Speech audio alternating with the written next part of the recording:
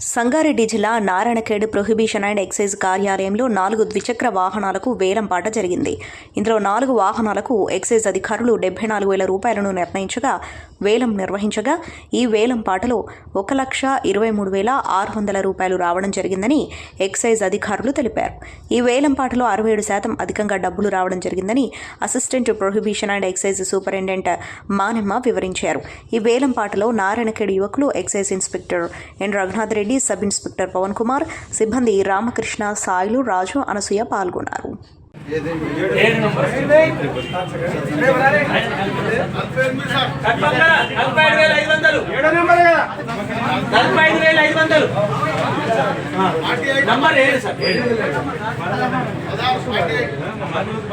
ఒకటి 35,000, ఒకటి 2,000, ఇంకొకటి వచ్చేసి 12,000. టోటల్ అమౌంట్ వచ్చేసి 74,000.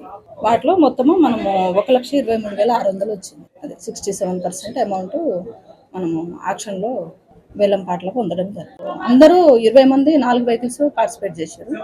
దాంట్లో 4 వెహికల్స్ 4 హైయెస్ట్ బిడ్డర్స్ని సెలెక్ట్ చేయడం జరిగింది. ఒక్కొక్క బండి విలువ వచ్చేసి like, share and subscribe to Saira TV. Oh, Saira!